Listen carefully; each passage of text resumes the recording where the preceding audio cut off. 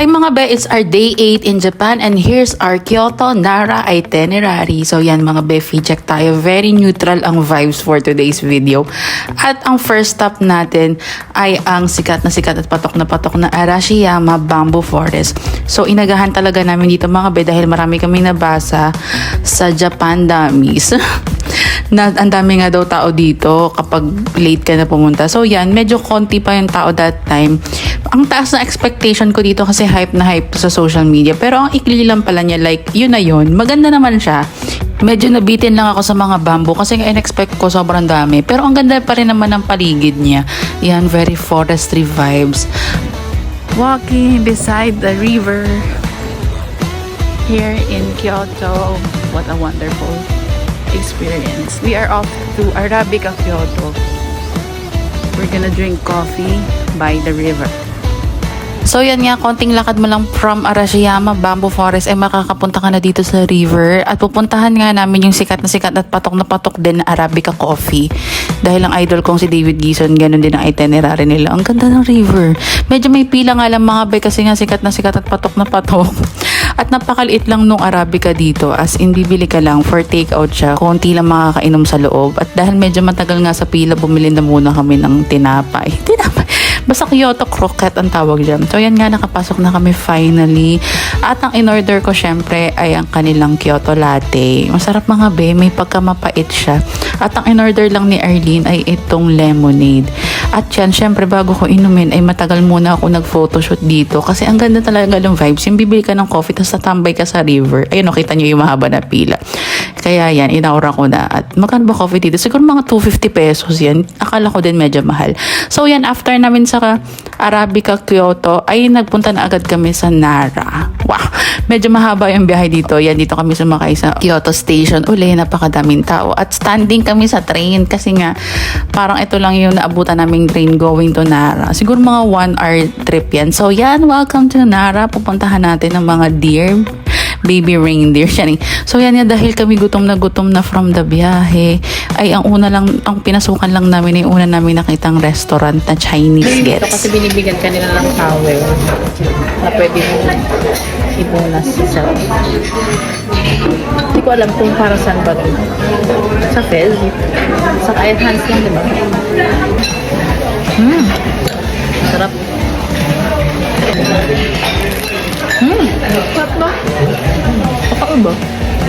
Ang rock one is for sweet and sour. Shrimp. Kubos din. Sige. Ramdam ka naman din. So yan, after namin mag-lunch, nakita lang namin to na parang may mga lolo at lola na nagtitinda ng ice cream. Tapos may fish na ganyan na may red bean sa loob. Wait lang. Hindi naman napindot. Kahit natikman ko na kanina at hindi nabindot ang video. Ito naman kahit kinagatan ko na siya, kunyari hindi. Alay! Sayang buo to kanina eh. Sakit na sa ano ko, Niloloko ko dyan si Arlene kasi natikman ko na hindi pala niya napindot yung record gets. First bite sana. So yan, may mga temples din around. Di ako masyado nakapag-research dito sa Nara. Kaya hinanap lang namin itong mga deers. Ayun, kala namin ng sabi ko, ang onte, ganyan ng mga deer. Pero ang lawak pala niya. As in, parang ilang hectares na puro deer siya. Hi reindeer! Baby reindeer! Baby reindeer! hindi lang siya dito. With matching takot. Ewan ko kung hindi ako sobrang natuwa dito kasi parang nagugulumihanan yung mga deers. Yung parang nananahimik sila tapos ginugulo namin, ganun. Parang after na-realize ko na parang dapat yata hindi kami nandun. Gets? Pero yun nga, for the photo, parang yun lang pala pupuntahan mo dito sa Nara or hindi lang ako masyado nakapag-research or na-stress lang din ako, napakadaming tao. Golden Week kasi yung mga be. So yan, medyo napagod kami talaga for today's video kasi ang layo nga ng Nara kaya bumalik na uli kami. Yung mas madami pa yung sakay ng tren kesa dun sa in-stay sa lugar. Hindi mo na nahawakan. Nahawakan ako ng bahagya. Ganun lang. Sulit kaya, ang mahal pa masahin namin to na babahagya lang namin nahawakan ng mga deer. Basahin mo na yan papuntang dito. Ayoko nga din. Pero speed kasi. Speed. Sobrang dami naming trains na nasakyan dito sa Kyoto, iba't ibang klase. Pero ito yung pinaka-favorite ko. Nakaharap yung upuan sa window. Ang saya. Enjoy ko to, mga be.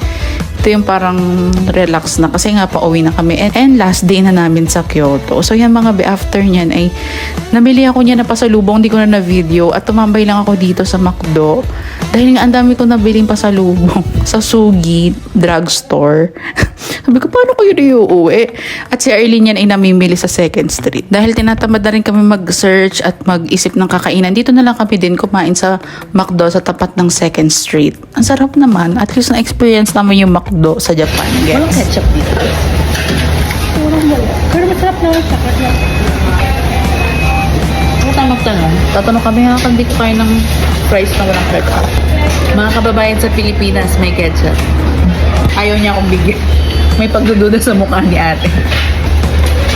At saka iba, pak. Easy open. Kahit nahirapan. Pak. Hindi mo na kailangan maglagay sa tissue. Ang ketchup kasi may lagayan na. Naisip yun ni Japan. Hindi naisip ng Pilipinas. Same lang yung lasa ng fries.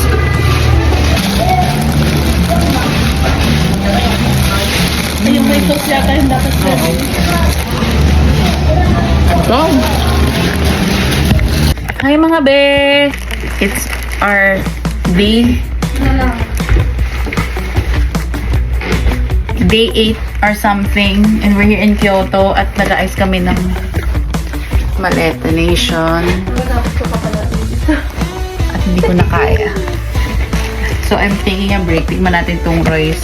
Pero hindi na siya kasya, kainin natin. Masarap daw to. Highly recommended.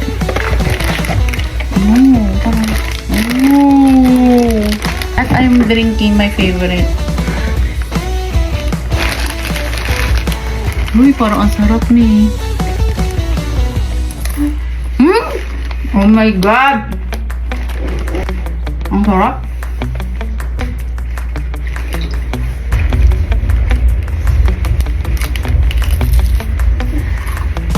Alright, just being here.